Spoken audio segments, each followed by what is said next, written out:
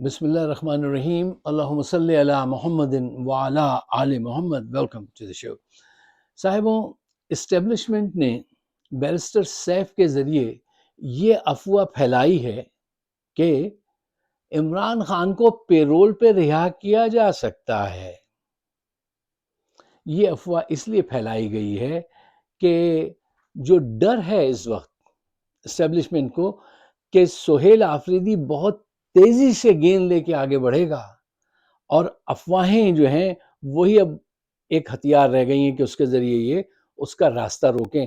تمام انہوں نے ذرائع استعمال کر کے دیکھ لیے کہ کے پی میں اگر انہوں نے وہ کچھ کیا جو بنگلہ دیش میں کیا تھا تو انجام بھی وہی ہوگا۔ اب یہ وقت ہے کہ انہوں نے سوچا افواہوں سے کام لیں۔ ویسے پہلے سے بھی وہ افواہوں سے کام لے رہے ہیں، اور ریزن اس کا یہی ہوتا ہے کہ جب بھی تحریک مومنٹم پکڑنے لگتی ہے تو یہ کہیں سے امین گنداپور تلاش کر لیتے ہیں اپنے، اور خود پی ٹی آئی میں موجود لوگ جو ہیں ان سے افواہ سازی کا کام لیتے ہیں۔ افواہ سازی بہت خطرناک چیز ہے صاحبوں۔ یہ میدان جنگ میں سائلنٹ بلٹ کا کردار ادا کرتی ہے افواہ سازی، اس کو ذہن میں رکھیے گا۔ یہ چونکہ بہت اہم بات ہے تو میں نے سوچا آج سب سے پہلے ہم اس پہ ذرا تفصیل سے بات کریں۔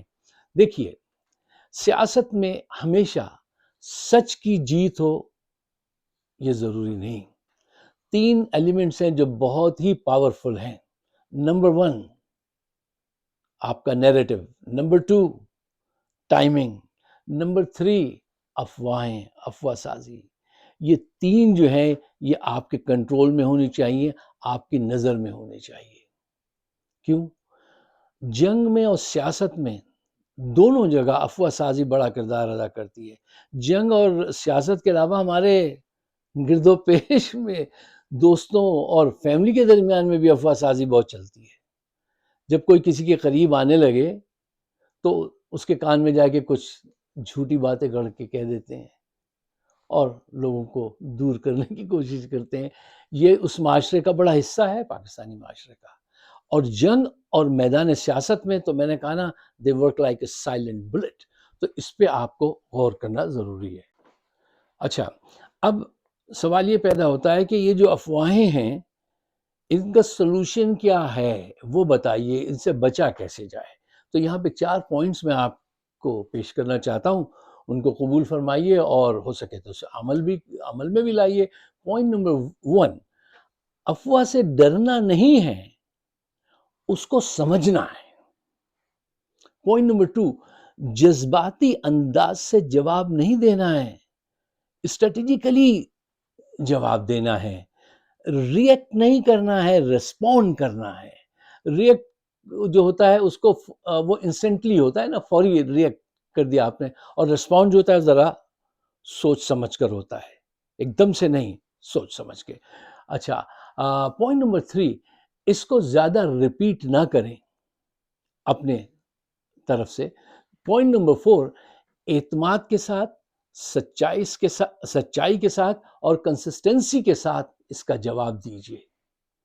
دیکھیے، ان کے جو لفافے صحافی ہیں ان کو ٹارگٹ کیجیے، ان پہ میمز بنائیے، لیکن میمز اس پہ بنائیے جو سچ ہو۔ انہوں نے آج تک جو بدعمالیاں، جو کرپشن کی ہے ان پہ بنائیے، کبھی بھی کسی جھوٹ چیز پہ میمز نہ بنائیے، کوئی اس پہ بات مت کیجیے۔ جب بھی بات کیجیے سالڈ بات کیجیے، تاکہ ان کا جو ڈپو ہے وہ یہی لفافے صحافی ہیں نا، جو سب منیب ہیں، کیا ہیں، فلاں فلاں، جن کو آپ سب کو جانتے ہیں، تو ان کو اپنے پیش نظر رکھیے۔ اچھا، ایک بات اور میں آپ سے کہتا ہوں، جو لوگ اس پہ ذرا کم بلیو کرتے ہیں وہ اس کی اہمیت کو نہیں سمجھتے۔ ان کو چاہیے اس کی اہمیت کو سمجھیں، یہ کس لیے اب آپ کے ساتھ ایسا کر رہے ہیں، کیوں کر رہے ہیں۔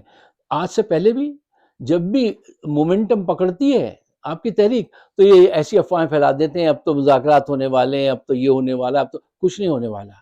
اگر یہ ایسے ہی ہوتے تو 300 مقدمات دائر کرتے۔ ان کو اس کا باہر آنا، موت کے سائے ان کی جانب بڑھتے ہوئے نظر آتے ہیں، تو یہ تو ان کے لیے ممکن نہیں ہے۔ آپ کا یہ بلیو کہ یہ افواہوں کے ساتھ کام کرتے ہیں اور افواہوں پہ لوگ کان دھرتے ہیں۔ دیکھیے، افواہ نظر تو نہیں آتی، جیسے وائی فائی نظر تو نہیں آتی لیکن سب لوگ کنیکٹ ہو جاتے ہیں نا، ایسے ہی افواہ سے بھی بڑی تیزی سے لوگ کنیکٹ ہوتے ہیں، اور ہمارے یہاں تو بڑے مزے لے کے کنیکٹ ہوتے ہیں، بلکہ ایک دوسرے کو پیش کرتے ہیں، پہنچاتے ہیں. تو اس افواہ سازی سے بچنا نمبر 1 کام ہونا چاہیے.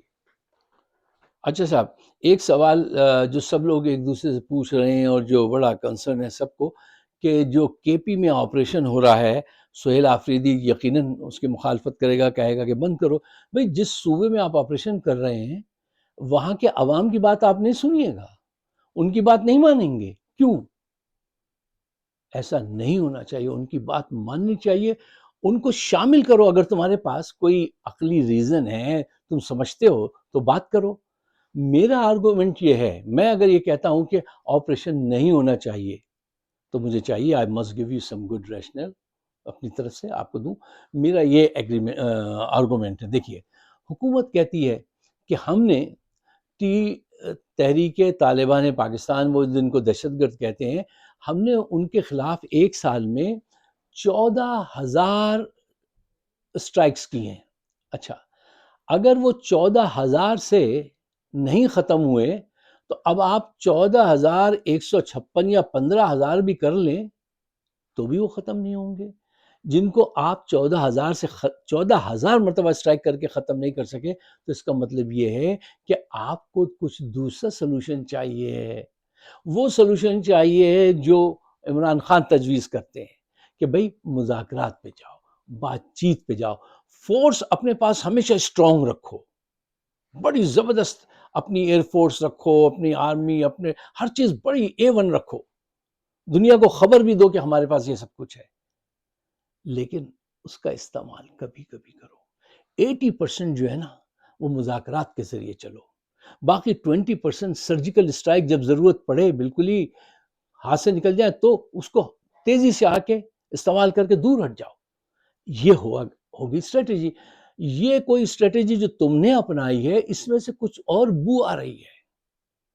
یار دیکھیے، پہلی بات تو یہ کہ اس کے پی کے لوگ تنگ آ گئے ہیں. برسوں کی جنگ جب ہوتا ہے ان سے کہتے ہیں گھر خالی کر دو، یہاں دہشت گرد کو مارنے آئے. بھائی پردہ دار خواتین ہوتی ہیں، باتھ روم کا مسئلہ ہوتا ہے، کھلے آسمان کے نیچے سو رہے ہیں، کیا بچوں کو اسکول جانا ختم ہو گیا، بڑی پرابلم میں آ جاتی ہیں فیملیز. کتنی قربانی دیں یہ.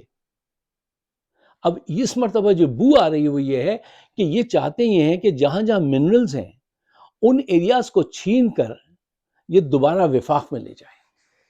اس پہ باقاعدہ کام ہو رہا ہے. میں آپ کو پہلے بھی میں نے ایک دفعہ آپ سے اس کا ذکر کیا تھا. کیوں؟ اب ان کو پتا ہے کہ یہ خزانے تجھے ممکن ہے کے پی میں ملے، تو وہاں جا کے یہ خزانے تلاش کر کے وفاق میں لے جاؤ ان علاقوں کو جو پہلے مرجر ہو چکا ہے. اور اب وہ ایسا ہونے نہیں دیں گے. اب کیا چوائس ہے آپ کے پاس؟ پوچھئے ان سے، عاصم منیر صاحب سے. یہ بندوق چوائس ہے؟ بندوق چوائس نہیں ہے. یہ افواہیں، یہ سیاسی ٹرموائل، ملا فضل، یہ حل ہے؟ لوگ ریجیکٹ کر چکے ہیں ان کو، سیاسی طور پہ ریجیکٹ ہو چکے ہیں. وہاں کوئی سیاسی قوت نہیں ہے تمہارے ہاتھ میں. کے پی میں پی پی پی کی کیا سیاسی قوت ہے؟ ملا فضل کی سیاسی قوت ہے؟ نہ تمہارے پاس سیاسی سلوشن ہے. تمہارے پاس ایک سلوشن ہے، وہ یہ ہے کہ بیٹھ کے مذاکرات کرو. نہ یہ بندوق سلوشن ہے، یہ دونوں سلوشن نہیں.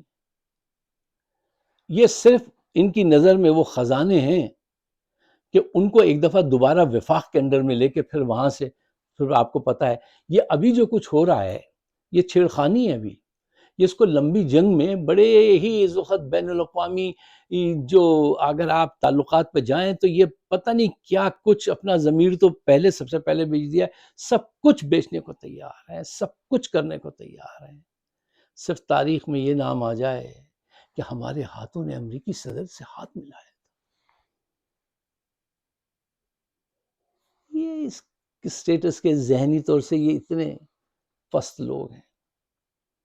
پاکستان کو تباہ کر دیا تھا، امریکی صدر کے ہاتھ چومے ہم نے. واہ واہ واہ.